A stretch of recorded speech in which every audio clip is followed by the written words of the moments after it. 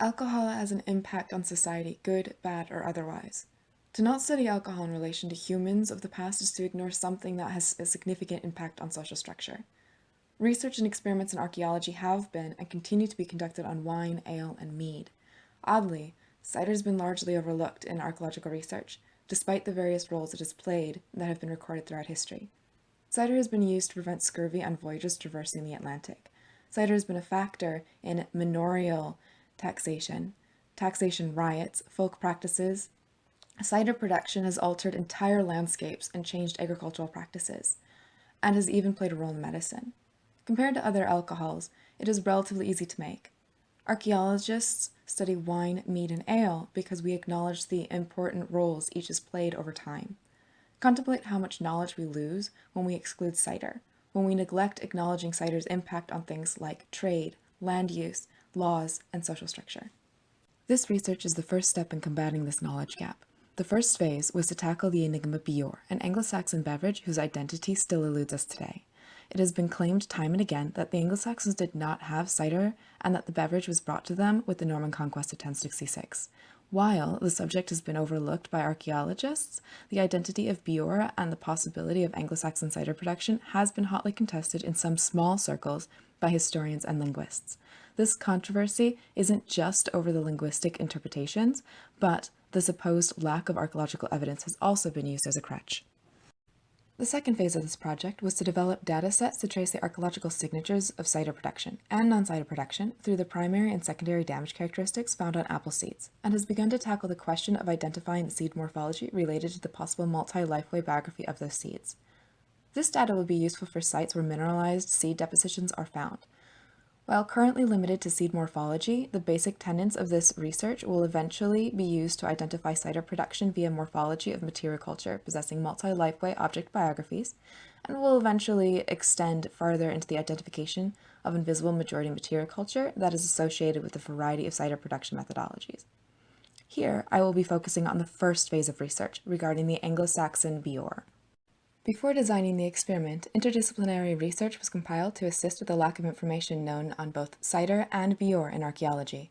Linguistics was predominantly used in the identification of the characteristics of Bior by assessing glosses, cognates and false cognates, representation in literature, and even monastic sign language. General history was consulted, along with medical history, Anglo-Saxon laws, historical botany, agricultural science, and cider science. Assessing the materiality, production, dimensions, and deposition of the Bior cups of Sutton Hoo Mound 1, along with the Bior cup finds at other sites, all lead to corroborating the characteristics of Bior defined by the linguistics research.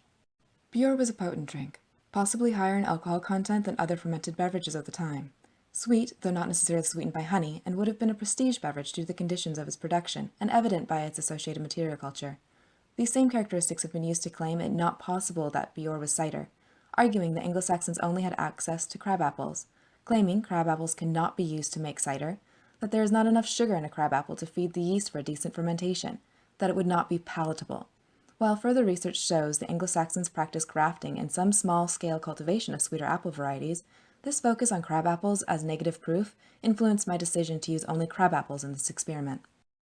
The experiment was designed to test a possible cider production methodology that would result in an end product that fulfills the characteristics of Bior: strength, sweetness, prestige.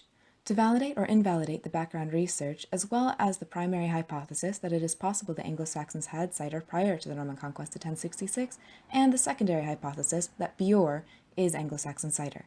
To do this, the experiment needed to assess the use of crab apples for cider production and whether the cryo-extraction methodology of production and wild yeast fermentation have the ability to fulfill the Bior characteristics of strength, sweetness, and prestige.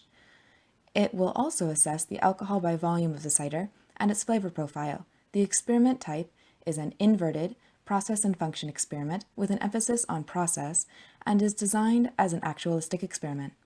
Despite Anglo-Saxons having access, though limited, to sweet apples that could have been used to augment a batch of cider, the use of only crab apples was chosen due to the controversy over their use. Cryo-extraction is when apples are harvested at the end of the season, so that the apples have naturally concentrated their juices and possess more sugars.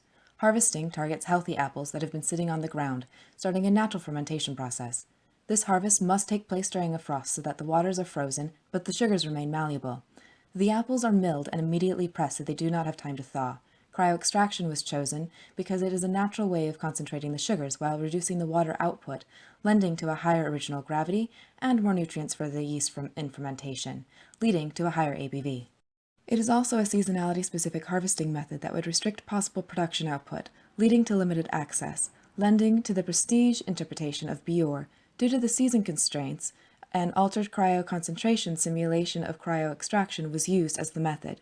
In its altered form, the apples were harvested in cryoextraction, but then kept whole and frozen, till the next step of the experiment could be completed. The apples were then thawed to -1 Celsius to -0.5 Celsius for milling and pressing. No neutralizer was to be used, as wild yeast is what the Anglo-Saxons would have had. The linguistics, the laws, and the dimensions of the Bior cup lend to the interpretation that Bior was highly alcoholic in comparison to the other drinks of the time. For the sake of this experiment, a result above 8% ABV may be taken as strong evidence towards the validation of the hypothesis. Present-day sweet ciders must have their fermentation stopped at 1.020 gravity to retain a sweet profile. The modern palate cannot be used as a direct parallel to the palate of people of the past. It is safe to assume, however, that if the cider ferments to a 1.000 gravity, the gravity of plain water, that the yeast has thoroughly consumed the sugars and is thus not to be considered a sweet drink. To assess the cryoextraction process on crab apples using wild yeast for fermentation, the gravity readings will be the primary result used to assess the production methods and resulting product in relation to the hypothesis and the parameters as set by the characteristics of Bior. Gravity, in this instance, refers to the density of a fluid based on the sugar content. Original gravity is taken immediately after pressing and recorded. Final gravity is the gravity reading taken at the end of fermentation. The original gravity and the final gravity are used to calculate the resulting alcohol by volume percentage, ABV. There are a lot of varying equations used to calculate ABV, which can make calculating the ABV confusing if one is trying to be scientifically accurate. For this project, this is the gravity equation that was used. It is simple, commonly referenced among cider enthusiasts, and of the 5 equations examined, it does not produce an outrageous outlier. The focus will be on the original gravity rather than on the resulting ABV. This is because the fermentation will be conducted with wild yeast. Wild yeast is exceptionally variable. Since the records are silent on the actual production techniques the Anglo-Saxons used for Bior, we cannot yet know if they inadvertently cultivated yeast by repeated use of fermentation barrels, thereby inoculating the cider, resulting in better control of the wild yeast fermentation. The variability of cider yeast is great, and some cider yeast strains in England can withstand alcohol levels as high as 18% ABV. Sourcing and equipment. Crab apples were sourced from the Clifton Bacchies Nature Reserve, November 16, 2018.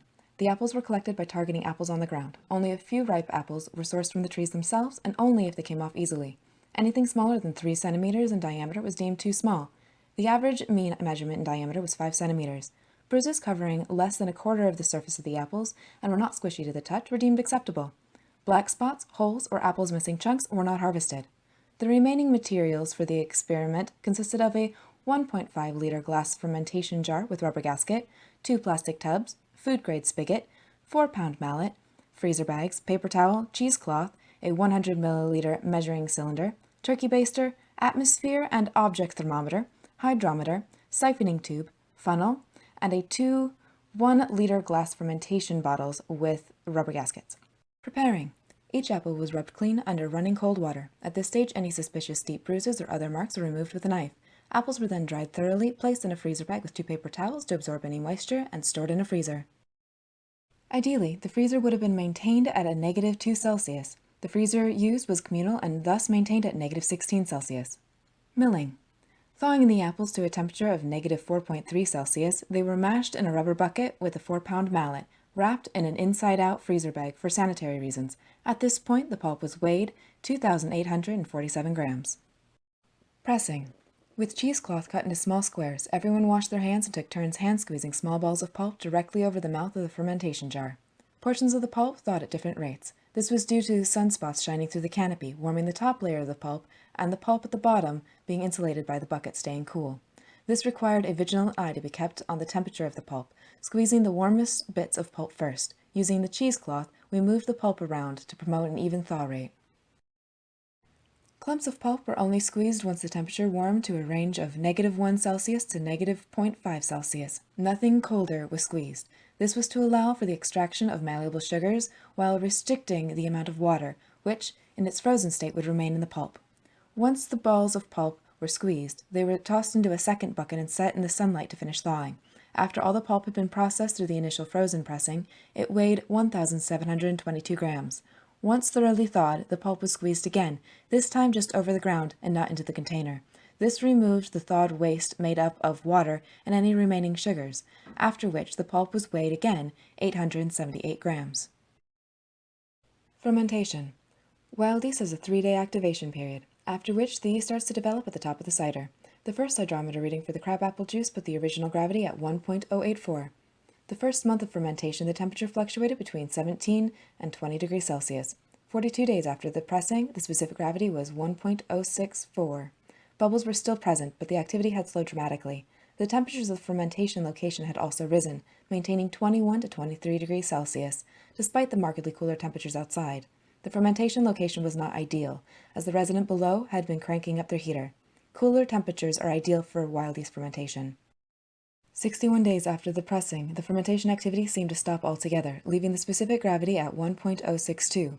It looked as though the heat had killed the yeast, or that this collection of wild yeast strains in this particular batch were not capable of longevity. However, in moving the fermentation jar in preparation for racking, the living yeast was dislodged from under the dead yeast at the bottom of the jar, and the fermentation process started again immediately. 123 days after the pressing, the cider was racked twice. The final hydrometer reading showed a gravity of 1.050, putting the cider at 4.46% ABV. Results. The purpose of cryoconcentration was to lower the output of water from the press of apple pulp to concentrate the sugars and raise the original gravity reading. While a true cryoextraction could not be conducted due to time constraints, the altered version of cryoconcentration used to simulate cryoextraction proved successful. The total liquid yield was 69.2% of the apple's mass. The frozen press constituted 57.1% of the total liquid yield, while the thawed waste constituted 42.9% of the total liquid yield. It is important to note that the thawed waste was easily squeezed from the thawed pulp, requiring no additional exertion, beyond what was required for the initial frozen squeeze. The pulp itself, after the thawed waste had been squeezed, was weighed at 30.8% of the apple's original mass. Considering non-industrial presses can yield up to 75% of the apple's mass as juice, only 39.5% of the juice was pressed when the apple pulp was frozen. Yet the hand squeeze method overall was capable of producing 69.2% of the apple's mass as a liquid yield. The altered cryoconcentration method for water reduction and pressing was successful. The original gravity reading for the crabapple cider was 1.084. When compared to 32 cider apple varieties and their typical original gravity, the original gravity reached by the crabapples through cryoextraction in this experiment is exceptionally high. Of those varieties, the mean average original gravity is 1.053. The median and mode averages of the original gravity are 1.052. The lowest original gravity recorded for the apples on this list is 1.048, while the highest is 1.064. The 1.084 original gravity for this experiment proves crabapples can be sourced via cryoextraction methods for cider production as a sweet cider, with potential of a high ABV over a slow fermentation. The production would be impossible for bulk batches, possibly given the cider a prestigious role due to not only its qualities and characteristics, but also the scarcity of its production. Working with an unknown set of wild yeast strains and combating extreme temperature fluctuations, a final ABV of 4.46% is unsurprising. Taking into account all the variables and that the fermentation was prematurely stopped, the resulting ABV is not an accurate representation of fermentation's potential under the appropriate conditions. Considering that wild yeast may possibly have been unintentionally cultivated and inoculated into the cider fermentation process with the long-term use of fermentation vessels, and fermentation taking part in a cooler part of the year, the cider might have gone through a more consistent fermentation. It is capable of reaching anywhere between 4 and 12% ABV for any given fermentation. Regularity would come with production consistency and yeast cultivation in the vessel. The hypothesis of this project put forth the possibility that Anglo-Saxons had cider prior to the Norman conquest of 1066. The secondary hypothesis was that Bure was Anglo-Saxon cider. According to the characteristics used to design the parameters of this experiment, Bure was a rare source, highly alcoholic by comparison to the other drinks available, possibly sweet and made of crab apples. The experiment performed created a crab apple cider that has the potential to reach as high as 12% ABV if all conditions are met, and is restricted in production to the seasonality of the harvesting method required to produce a sweet and potent beverage from crab apples.